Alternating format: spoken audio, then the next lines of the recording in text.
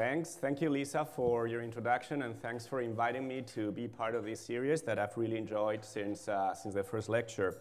I want to thank you for coming out today, and I want to thank those who are following us online, especially those who are actually at work. I hope you don't get in trouble for listening. I have a very, I think, ambitious goal for today. I want to summarize the history of my discipline in the next 20-30 minutes.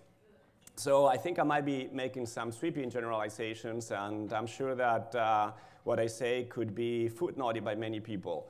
But with that in mind, my goal was really to try to show you what a really, really young discipline looks like. Most of you, if not all of you, are really teaching courses and doing research in disciplines that are really well established, very old, some of them dating back thousands of years. Mine is probably the youngest that's represented here in the room today. So that really is part of what I want to talk about. So let's move on. So my discipline is not even a century old. It was established right after the end of the First World War by a group of scholars who were terrified by the destruction caused by the First World War. And they wanted to prevent war. So the first school of international relations was opened at the University of Wales in the United Kingdom in 1919. That was just a few months earlier than the first one that opened in the US at Georgetown. And we've only been offering graduate programs since the 1920s. That is really important because our discipline was born out of other disciplines to answer a very, very, very, very little question. Why war? As I said, the First World War caught many people by surprise. The technology, military technology that was used allowed for destruction to be much bigger than anything we had seen before. And this group of academics believed that it was necessary to prevent war. And to do that, we actually need to understand the causes of war. So why war is the question that really led to the birth of the field of international relations, in particular, interstate war. They were really, the scholars that decided to make this leap were very disappointed by the fields that had historically looked at interstate warfare, primarily law and history. So they believe that historians and lawyers have failed us because if we're still having wars, that means we haven't figured out why they happened. So we needed to create a whole new field that ventured into different methodologies to try to answer this question, hoping that then we'd be able to find the answers. And we have very many unsettled business even today. As you can imagine, any discipline that's so young, I think a century old by academic disciplines, that qualifies as an infant discipline, maybe an adolescent discipline, so we're still looking for role models. We don't know quite what to do with our lives. So we have all of these big questions that we're trying to answer, questions about methodology, ontology, epistemology. The way that I'm going to structure my presentation today is really a way to give you an overview as to how we've tried to address those 3 points. Issues of ontology, issues of what do we actually study. In international relations, everything in the world is international relations. Therefore, what do we study? Do we study everything? We have to start somewhere. Do we start with individuals? Do we actually look at the people that make the big decisions? Do we study the societies where they come from? Do we study big institutions such as states or small institutions such as grassroots groups? I mean, where do you really start? Where do you begin? Do we study the big structures, international structures? Those are really huge questions, and I think we're really trying all of those. And we haven't really settled for one better than the other. In terms of methodology, what methods do we use? Do we look into the natural sciences and see, how they're, trying to find causal relationships? Do we look into the humanities and look at historical research, textual analysis? Where exactly do we look? And then that leads to very important epistemological issues. How do we really know that we are learning anything? How do we know what we know? So those are really big questions that I think we're still grappling with. And I think one of the messages that I want to convey is that we haven't settled any. And I think in some of your disciplines, these are not even questions you're asking. You've already settled on the right methodology, the right epistemology, Right for you, of course, but for us, it's all a big question mark. So the way that I want to organize my presentation really is to walk you through the history, is to divide it up into what some of us call the three big debates. One of these debates is really about methodology, one is about ontology, and the other one is about epistemology. And these are the three debates.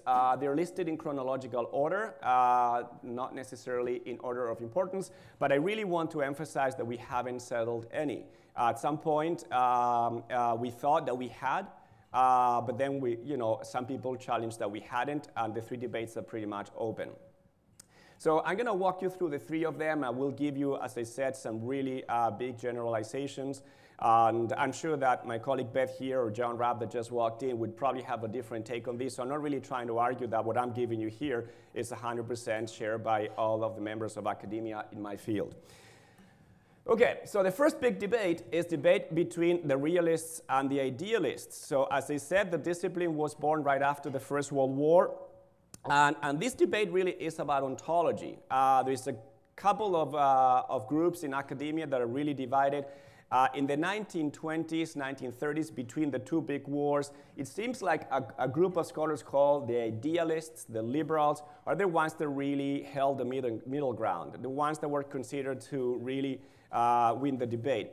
And these are the people that were really inspired by Wilsonian values, the idea that one of the reasons why we had the First World War is because societies around the world didn't share the same kinds of liberal values. They didn't really share the belief in equality, in freedom, in democracy, the protection of private property, the protection of life, et cetera, those really basic fundamental liberal values. And the understanding was if we share those liberal values around the world, then we won't have any wars. That's what we call the liberal peace theory.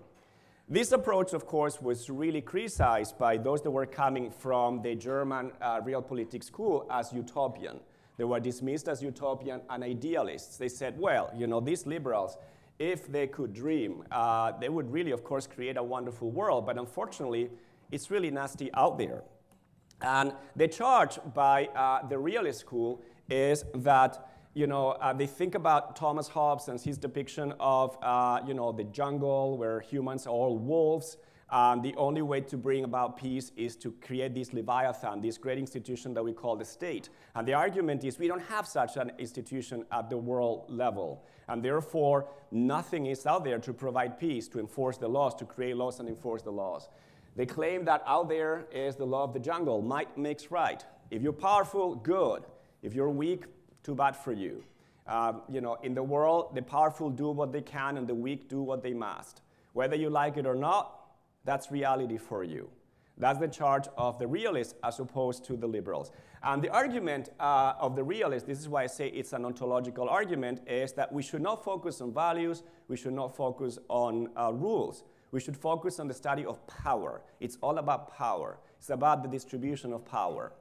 And you're likely to see that whenever there is an imbalance of power, those that engage in a conflict and believe they have more power than their opponent, they're likely to use it to take what they want.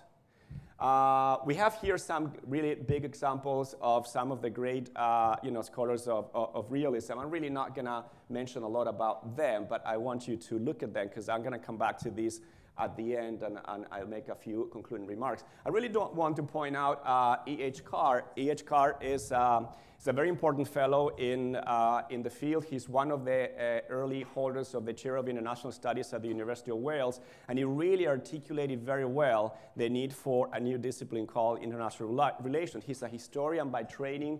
He conducted a lot of research on European history, Soviet history, Russian Revolution, etc. And he was particularly bothered by this. And he wrote this book in the 1930s, and he talked about the coming Second World War, which was dismissed at the time. And boy, did he have it right.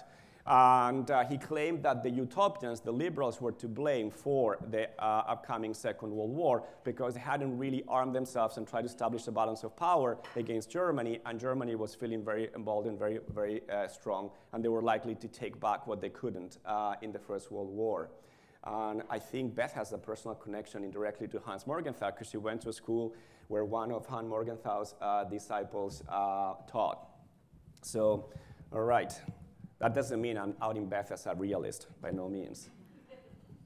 Okay, let's go to the second debate. And the second debate really is about methodology. By the 1940s, after the Second World War, the Second World War proved that if we were concerned about finding the causes of war, and if the Second World War is evidence that we haven't found the causes, then we might be doing something wrong. So maybe we should look somewhere else, or maybe we should look differently. And looking differently was really what the second debate was about. In the 60s, 50s, 60s, mostly 60s, 70s, and 80s, the debate was about methodology. How are we really looking? The ones that really started this are what came to be known as the behavioralists. And I know that this means different things in different disciplines. International relations people really looked into psychology, we looked into sociology, we looked into other disciplines that were borrowing or using statistical research to try to find those more sophisticated methods of inquiry. And people like Thomas Schelling, so Thomas Schelling is probably not one of the most important scholars who did game theory, for example, which was very important at that time, but he's probably one of the precursors who said we need to start thinking about what we did wrong and look for new methodologies. So statistics was really the way that these people claimed that we needed to go. Statistics is sophisticated science, it's universal, it's objective, and it will give us the objective, truth, the objective truth about war. So people like him were looking for ways to compile statistics. The Correlates of War project at Michigan, for example, is probably one of the epitomes of this approach. If we really can come up with numbers that we can actually use to run our regressions, we can possibly understand the causes of war. But then we need to think about what variables really matter. And that's the goal these people are trying to find. We need to identify events. What classes of events do we really need to look at? How can we really, really translate them into numbers that we can use to come up with these questions, so that we can come up with generalizations with theories, that we can arrive at through deduction or induction. That was the way to go, looking for those general patterns. But some people believed that wasn't the way to go. If the world is so complex culturally, politically, linguistically, how can you possibly come up with universal laws that apply everywhere all the time?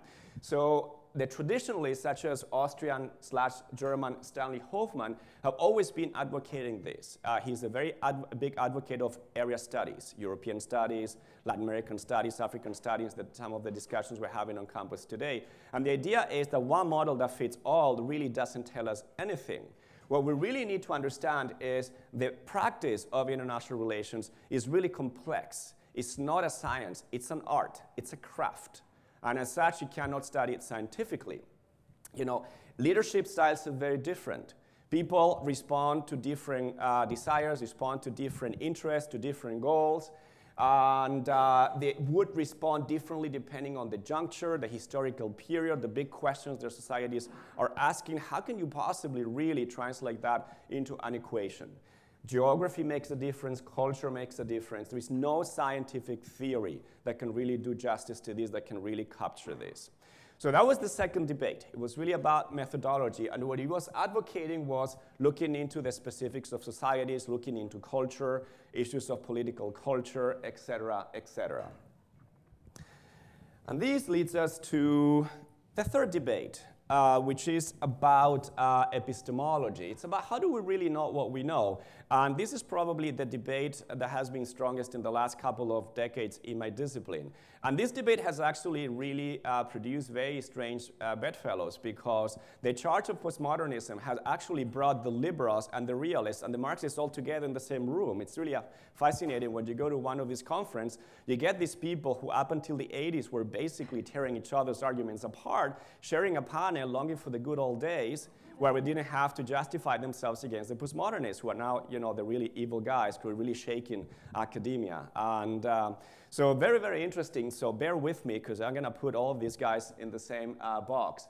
So the positivists, in a way, are really heirs to almost everything we've seen before, probably with a very strong influence from the behavioralists. So I think that's where the behavioralists really go. And those are people, just to summarize these really big generalization, is that they believe there is an objective reality out there and that we can know it. We do have the tools. They might not be perfect, but if we don't get it right, we try harder, we will eventually get there. And so we need to do it. But the postmodernists don't believe that. So I'll get to the postmodernists in a minute. Who is really here? Who are these strange bedfellows that I was talking about? You know, the realists, those who believe that might makes right. They're still looking at power. We still have to study power. Maybe we didn't find the right methods to study power, to measure power, but we need to keep trying. The fact that we didn't get it right doesn't mean we need to give up. So we have some really prominent realists, all associated with the University of Chicago. This is the big American Chicago school, probably one of the most important in the world, in the US for sure. And these are people that are talking about what, you know, who really calls the shots. I mean, does the world work well because countries find ways to come together and cooperate, or do they really work well because there is one powerful country that really threatens everybody else and says, hey, you must do this or else? Laws don't really work well because they're accepted by all, but because they are legitimate. They work well because the US is enforcing them, and whether you like them or not, if you're gonna be friends with the US, you'd better follow the laws that I create. So that's the argument they're making. So in the end, it comes down to power. And if powerful countries like the US, who have an interest in creating a stable system because they benefit from it, if they are to get weaker, we should expect chaos. Unless China rises, and then China provides this common good that we call peace and stability by threat, not necessarily by justice. The liberals, who are now friends with the realists, like, oh, realists, you do have a very good point, although you're wrong. We still think it's about justice, equality, rule of law. It's about coming up with institutions. Realists, you might be right that there is no world government, but that doesn't make the world an anarchical place. You know, the analogy of using the Civil War, Thomas Hobbes, Leviathan, does not really go well with international relations, because even when we have no central government, societies find ways to cooperate. They can agree on norms, they can agree on rules, they sign treaties, and that brings peace and stability. The problem is we don't have enough of those. If we had more of those, then the world would be a much more stable place. That's a liberal institutional theory. And this is what some of these fellows are advocating. And now they're joined by the Marxists, who are really afraid of the postmodernists as well. And they're reaching out to the realists that they used to call conservatives, and they're reaching out to the liberals who they used to call utopians. And they believe that none of them was engaged enough. And the Marxists, here again, I'm using some of the early Marxists, and you can see that none of them are really coming from political science. We're again looking for role models. We can see sociology, area studies, claiming the world is really a nasty place. It's about exploiting, rich countries exploiting the poor countries, using multinational corporations to capture profits and bring them to the core. And this has happened since the expansion of capitalism.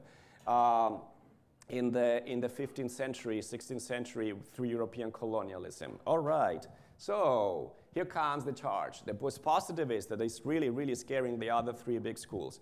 The post-positivists claim that, you know, the realists, the liberals, the Marxists, they're all missing the point. They're really, really missing the point big time, because they're really not using the right methodology. They assume that there is a world out there, it's knowable, and we can know it. And they claim that's not really true.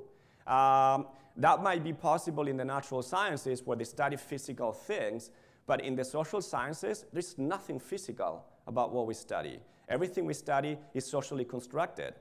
The state in itself is a social construct. An NGO, it is a social construct. It has a building, it has people, but what is an NGO? It is a concept. What is justice? It is a concept. It is socially constructed. And as such, you can't just go to a biology department or a chemistry department and borrow the tools, because now I'm going to study justice. Give me your lab. Give me your microscope. Now, find justice and put it under the microscope. A postmodernist will tell you, good luck with that. So we can't just borrow that kind of methodology. We need to look elsewhere. We need to look into the humanities, because those people have been really getting the point from the very beginning. What we need to do is think about how we really construct the social world. And how do we do that? The only thing that brings us together is discourse. We talk, we communicate, we make value claims, and those value claims are accepted or rejected. That's how we construct a society, that's how we construct the world. And for us to really go into the natural sciences and borrow their methods to study this is totally missing the point. If the key is to, if we're constructing the world through discourse, that's what we need to do. Let's study discourse, let's do discourse analysis, let's look at texts. Let's look at those people making value claims because they have an agenda. And that's what we need to look for. We need to uncover those hidden agendas, make them clear. You know, it is an emancipatory theory, as Marxism is, but it's different from Marxism in the sense that the methods of research are completely different. So this is what postmodernism is putting on the table. And postmodernism itself is really, or post-positivism, I should say, is really a big box that also hides complex approaches in there. Postmodernism came to international relations really, really late. You can see that, you know, we're really borrowing things from other disciplines decades much, you know, later than people in other fields. Postmodernism was introduced by, you know, people like James Dardarian. He's now at the University of Sydney. And in the 1980s, he put these arguments on the table, and he said, maybe we need to look at what our friends are doing in literary studies, and maybe that's the way to go. Maybe we need to look into anthropology departments because they've been asking these questions for a long time. We don't have to reinvent the wheel. We just have to look at what they do it and how they do it. So that's what he's really advocating for. What you see since the 1980s, 1990s is a big diversification of what we study in international relations. Gone are the days where war was the only thing we studied.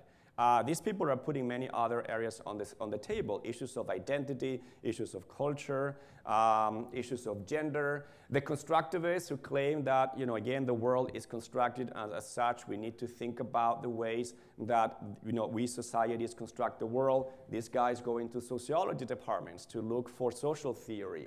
Beth also has a personal connection to Alex Wendt. I do have a connection to my dissertation advisor, Nicholas Onuf. That doesn't mean we buy whatever they say wholeheartedly, but we like to showcase it to our students. So the world is what we make of it. Some postmodernists have really some Marxists have really redefined themselves as postmodernists. They use the label of critical theory. They make the claim that theory serves a purpose. It's not value neutral. Therefore, let's uncover it. Let's make it clear. And our job as social theorists, social researchers, is to really uncover our agendas, make it explicit, and then go and push and go for it. Emancipatory theory, you know, critical theory, again, is a big umbrella that brings many people together. Many Marxists would find themselves comfortable within this umbrella. Many feminists would find themselves comfortable here. Many postmodernists would find themselves really comfortable here as well. Feminism is new to international relations. People like Cynthia Enlow, for example, have really been very big, trying to push the emphasis on gender on the table, gendering IR. So she's been really denouncing the militarization of international relations, the militarization of political discourse in the US, the militarization of women's bodies, for example. She's really trying to make us think about those things that we didn't really consider before when we were thinking about big states fighting wars, big wars or small wars. So really, that is, in a nutshell, the discipline, and the different discussions and the different divisions that exist in the discipline. And because this can be a very philosophical, very theoretical discussion, I didn't really want to make it very long. I really wanted to give you this as a brief introduction, give you a few things to think about, and I really wanted to open the floor for questions. And I think that's what I'll do now. If anybody has any comments or any questions, I'm sure that in some of your disciplines you're really grappling with some of these issues, and in some of your disciplines you're not even considering this. You probably think that this is all settled, and you don't waste your time doing this. It was done many years ago. Well, thanks for your patience, and I really welcome your comments.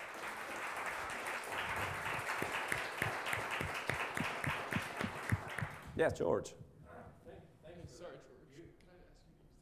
Sure. Thanks for that beautiful summary of that. You did manage to fit it into that amount of time. I'm thinking about if the history of the discipline was thinking about wars between nation states, how do you deal with things that aren't nation states or things that are failed states? Does that fit into your purview now? That's right, and that's one of the arguments that many people put on the table. The liberals, for example, claim that by studying power politics only, you're really studying states, but you're really leaving a lot out. I mean, is international relations only what policymakers do? Obviously not. Students going abroad are doing international relations, but there is no room for that. The realists claim that there is two kinds of politics, high politics and low politics. High politics meaning the issues that really matter about state survival, and low politics everything else, which they're not going to bother to look at because they're totally meaningless.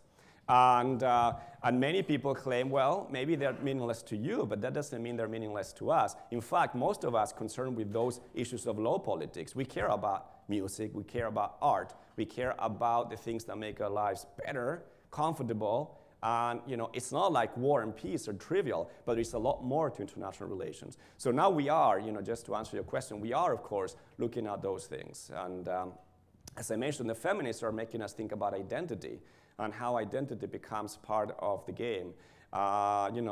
Many other schools are making us think about the importance of culture, which has been dismissed from the field of international relations for a long time.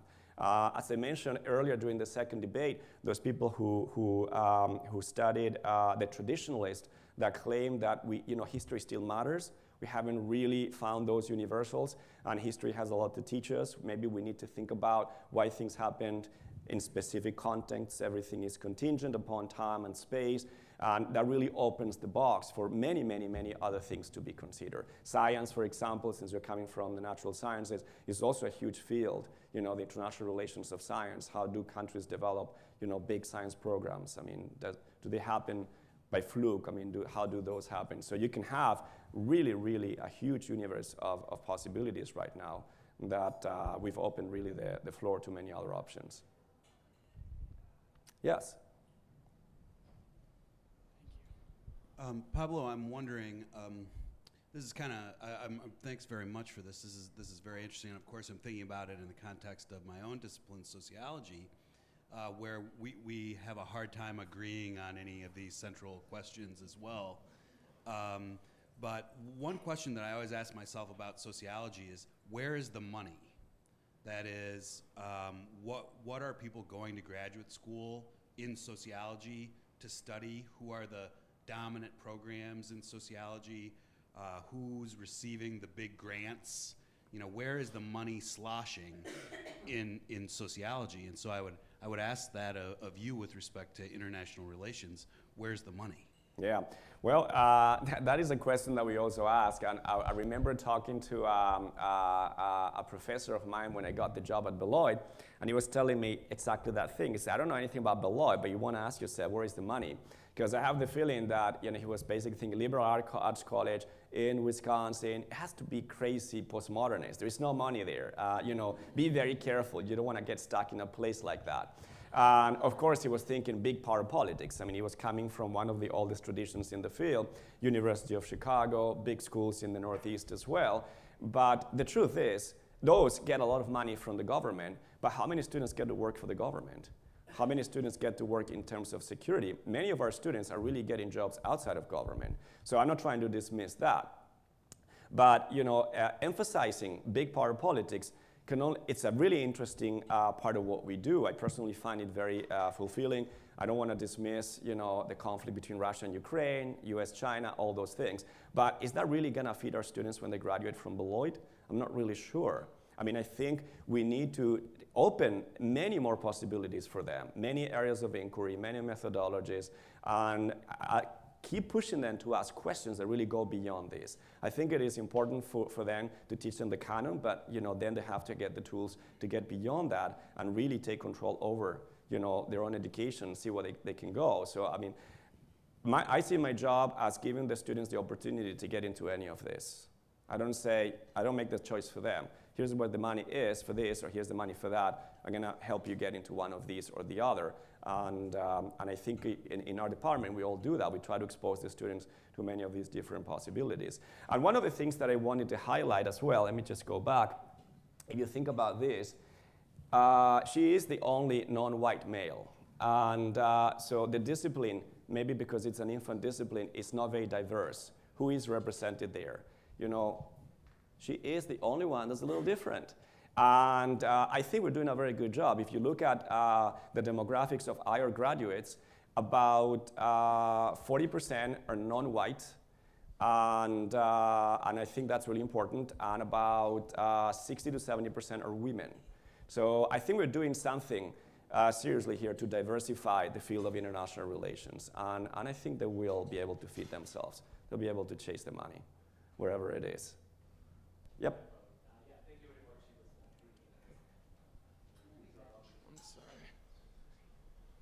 So I guess one of my questions was, when you mentioned that she's the only non-white male, so what does that mean, that international relations is a Western discipline?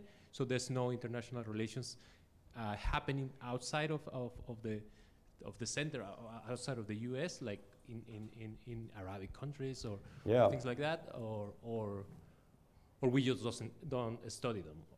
Yeah, that's a very good question as well. The only school that made it into the mainstream is this, that came from Latin America, dependencia, teoría de la dependencia, dependency theory. Most of it is really Western, Anglo-Saxon, British or American. At the birth of the discipline was the English and the Germans, but then the discipline migrated to the US, and it's been the Americans that really have been setting controlling the middle ground. I'm not suggesting that there is no women in the discipline. I'm just giving you the sacred cows. And among the sacred cows, there is only one woman. And of course, she's doing feminism. That's a safe place for women to be, according to these guys. I mean, let's give them their corner. But they really don't do power politics. They don't really do the real thing. If you go to conferences, depending on what fields in international relations, you're going to get mostly women, if not only women, in some panels. But if you go to the more traditional discussions that I mentioned here, mostly men, if not all men. It's really interesting. IR today is probably one of the least diverse disciplines in the social sciences. When I go to the big political science conference, APSA is much more colorful. When you go to IR, it's very white still. You see more women, but still very white. And the ones who are not white are probably not Americans. So, we've come a long way, but boy, do we have a long way to go. So I don't know if Beth wants to talk about this, because this is one of the things that we sometimes talk about, and I don't want to put you on the spot, Beth, but you also have very interesting views. Beth, for example, is in a discipline that is totally dominated by women, so it's really fascinating. And mine, what I do is half and half. Really depends. Some year I'm in a panel with mostly men. Sometimes I'm the only one who's not a woman in the panel. So it really varies. So Beth, I don't know if you want to share your thoughts.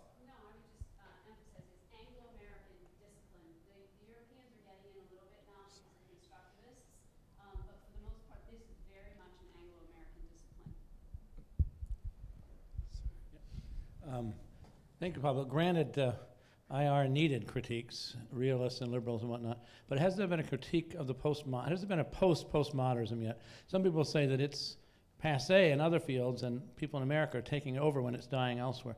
The blatant, to me, self-contradiction of postmodernism. Do they ever analyze themselves for having a meta-narrative?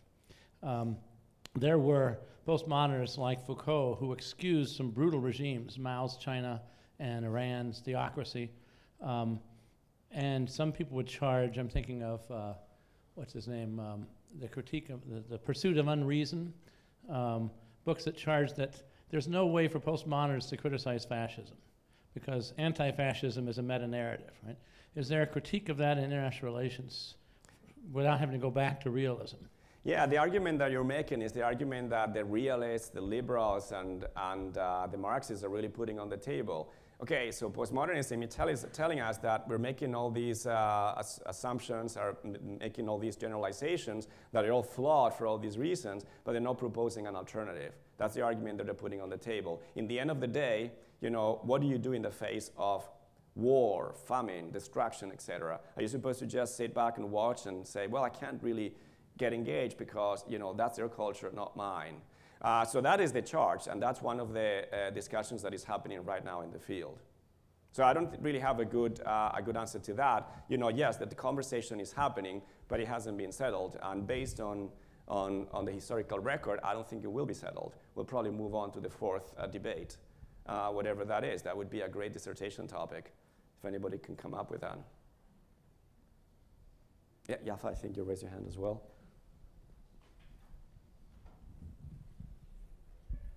Thank you for a very quick and interpretable to those who don't do this sort of work summary. I come from another discipline where there are intersections between, ecology, where there are intersections between the academic discipline and policy, activism, and other sorts of things. And I'm curious about how international relations practitioners view engaging in the international relations policy end of things, or whether they hold themselves separate and stay uncontaminated. Right, that's because that's been a huge debate in my field. Yeah, and it is in ours too. You get some academics who are really, really interested in influencing policy, and they take a sabbatical and work for, I don't know, the Foreign Office, Minister of Foreign Affairs, and they come back and they say, wow, look at all these things that I learned.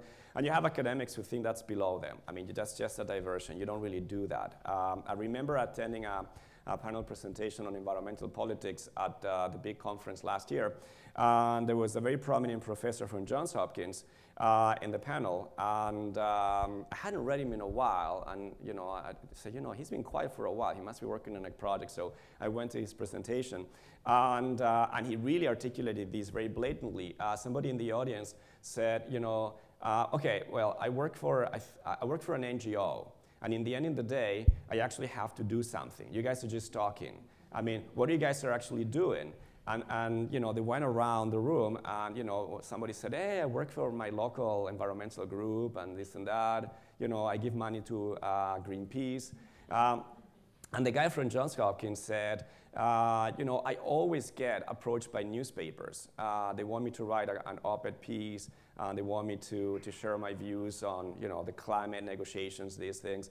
Why would I do that? I mean, there's nothing for me in that. I mean, obviously, it's not going to make a difference. Politicians will always screw up. So, I mean, it's just a waste of time. So, no, thank you. That was his take on it. I mean, there's nothing for them in it. And of course, many people in the field dismiss that. I mean, if there is no communication between practitioners and academics, then how relevant is the work that we do? And that really relates to John's question. It's one of the attacks against postmodernism. What are the practical implications of what you actually do? In the end, if you see injustice and you're not going to do anything about it, then why bother?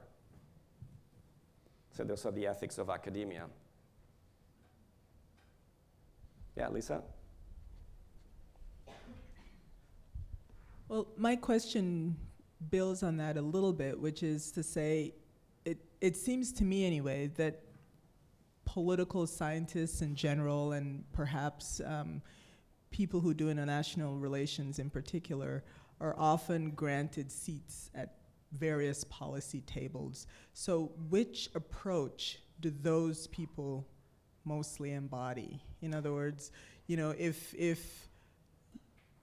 let me just stop. Yeah, so those are, if you go back to, it's mostly the realists and the liberals. Those are the ones that tend to want to engage, and those are the ones that normally go through the revolving gate.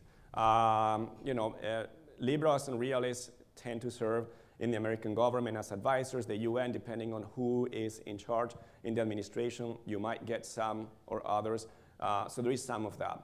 I don't really see much coming out. Many academics from the other fields engaging or holding positions in office. I was at our professional conference about 5 years ago, and there is this Norwegian academic. He is a post-positivist, and he was telling us that during his sabbatical, he got a job with the Norwegian Ministry of Foreign Affairs. I'm like, oh my God, a postmodernist hired by the Norwegian government only in Scandinavia.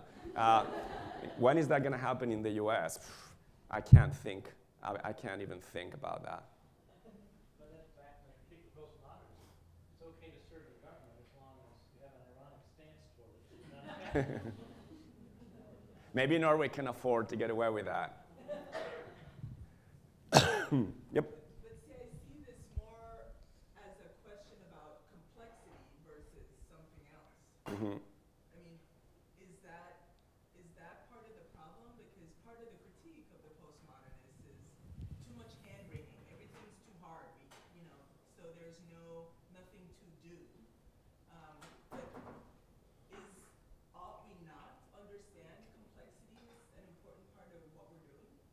Right, and I think that's one of the things that I like about postmodernism. In a way, it's really broadened what we can study.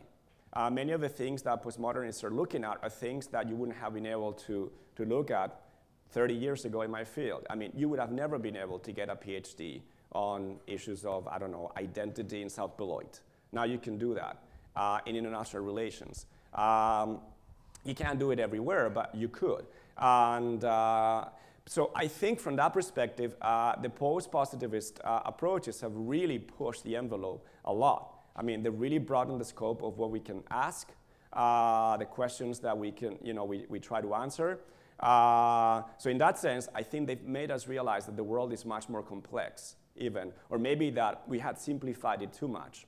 But I think the big charge still remains from many political scientists is that, so what? I mean, so what are we going to do? Now we deconstruct something, what are we constructing instead? I mean, and many people who have that practical inclination are totally devastated by postmodernist critiques because they claim, yeah, it's all this intellectual exercise for nothing.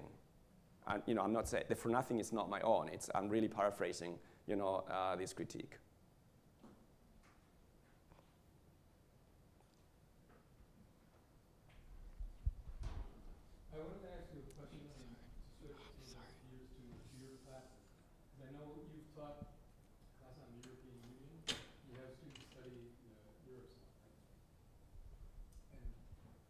How does that fit when you discuss IR, the field of IR, that particular exercise? Well, I try to bring all of this into classes. I think it's important for the students to know all of the questions that we're asking. I mean, obviously, it's not easy to teach all these to 17-year-olds, so you have to do it slowly, gradually. We have lots of different classes. But I think our hope is that by the end of their career at Beloit, they know more or less what's going on in the field. I don't necessarily have a course that I build along these lines. Maybe in a capstone before the students go on and before they go on to grad school or before they go on and they get a job. I mean, we probably are more explicit about this than we are when they take a first-year course. But it is very important to do this, and you don't necessarily have to articulate it the way I did here. You don't prepare your syllabus and say, today we're going to do the first debate. Week 7, we're going to do the second debate. I mean, you ask them questions about what to study, and you ask them what are different ways of studying this. I mean, what tools do we have?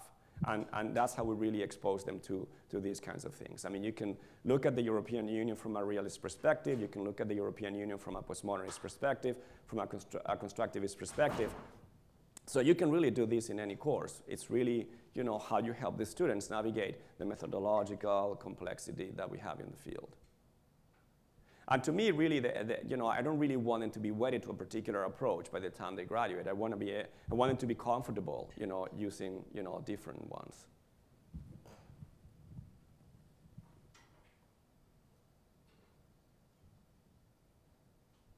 All right, well, thank you very much for your questions and attention.